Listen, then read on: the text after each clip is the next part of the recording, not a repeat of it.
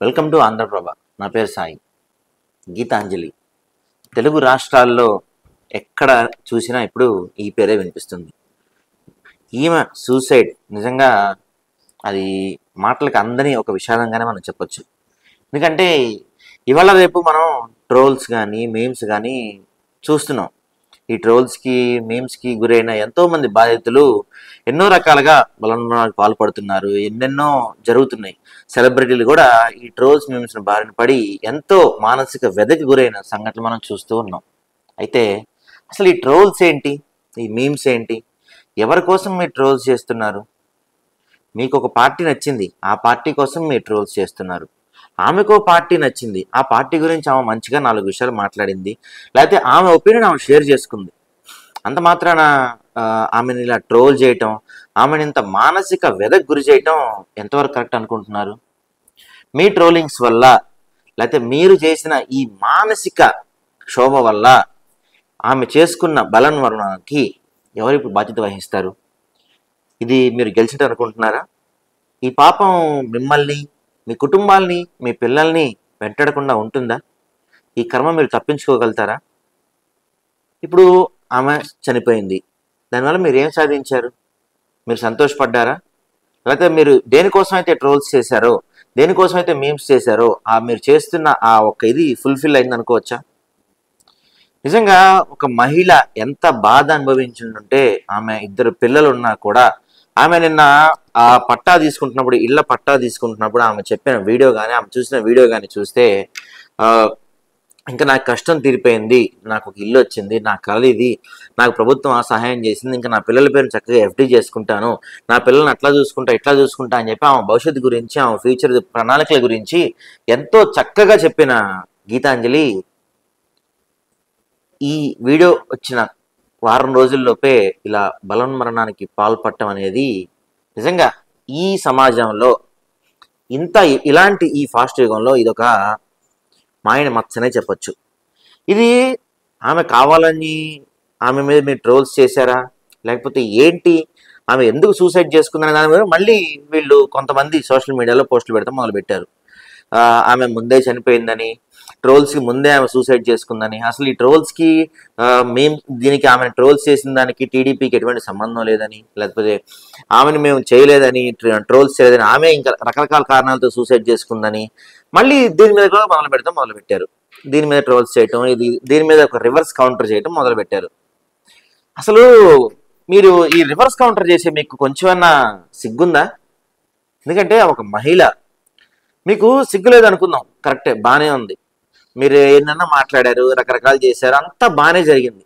కానీ నిన్న మీరు వాడే ఈ సోషల్ మీడియాలో, మీరు చూసే ఈ సోషల్ మీడియాలో ఆమె భౌతిక దేహం దగ్గర ఆ చిన్నపిల్లల ఏడుపు చూసారా మీరు? ఆ చిన్నపిల్లలు ఏడుస్తుంటే, వాళ్ళు బాధపడుతుంటే కూడా మీకు కనీసం అర్రే పాపం అని కూడా అనిపించలేదా? ఇంకా ఈ చావు పైన మీరు ఇంకా పోస్ట్ మార్టం చేస్తున్నారు, ఇంకా ఏదో కనిపెట్టే ప్రయత్నం చేస్తున్నారు. ఇంకా ఎందుకు ఇదంతా? ఏం చేద్దాం అనుకుంటున్నారు మీరు? సరే, ఓకే, మీరు చెప్పిన దాని వల్ల, మీ ట్రోల్స్ వల్ల కాకుండా అమ్మాయి మామూలుగా చనిపోయింది అనుకుందాం. అది ఇప్పుడు కాదు కదా మీరు మాట్లాడాల్సిన అవసరం.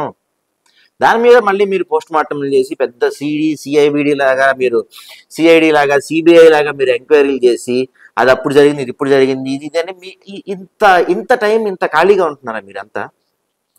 అరే, మీ ముందు ఒక ఆడపిల్ల, ఒక ఆడబిడ్డ, 2 చిన్నపిల్లలు కలిగిన ఒక ఆడబిడ్డ బలవన్మరణానికి పాల్పడితే మీరు అయ్యో పాపం అనపోయినా పర్లేదు, కానీ ఇలాంటి ఫేక్ ప్రచారాలు మానుకోండి ఇప్పటికైనా.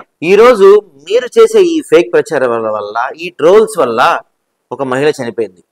ఇది రేపటి రోజున మీ కుటుంబం దాకా రాకుండా ఉంటుందా? రేపటి రోజున మీ కుటుంబంలో ఒక మహిళ ఏదన్నా ఒక విషయం గురించి ఇలానే మాట్లాడితే, ఇలానే ట్రోల్స్, ఇలానే చేస్తే, ఇలానే ఆమె మీద దాడి చేస్తే, సోషల్ మీడియా పరంగా దాడి చేస్తే మీరు తట్టుకోగలుగుతారా? అరే, ఒకప్పుడు నేను చేశా కదా వేరే వాళ్ళ మీద, ఇప్పుడు మా ఫ్యామిలీ మీద చేస్తున్నారు, పర్లేదని మీరు ఊరుకుంటారా? ఎందుకు? దీనివల్ల ఏం సాధిస్తారు మీరు? ఇప్పుడు మీరు ఏ నేతల కోసం అయితే పోరాడుతున్నారో, అదే ఈ సోషల్ మీడియాలో పోరాడుతున్నారో, ఏ నేతల కోసం అయితే మీరు ఇలాంటి ట్రోల్స్ చేస్తున్నారో, రేపు ఆ నేత గెలిచినా ఓడిపోయినా ఆ నేత బాగానే ఉంటాడు. మీ పరిస్థితి ఏంటి? మీ వల్ల ఇప్పుడు చనిపోయిందా ఒక ఆడబిడ్డ, ఆ ఆడబిడ్డకి 2 చిన్న పిల్లలు, వాళ్ళ పరిస్థితి ఏంటి? వాళ్ళు రేపటి నుంచి అమ్మ అని అడిగితే వాళ్ళు ఎవరితో మాట్లాడతారు, మా అమ్మ ఏది అంటే వాళ్ళకి ఏం చూపిస్తారు, మా అమ్మ ఎక్కడికి వెళ్ళింది, మా అమ్మ అక్కడ ఎందుకు పడుకొని ఉంది అంటే కూడా తెలియని వయసు కదా వాళ్ళది.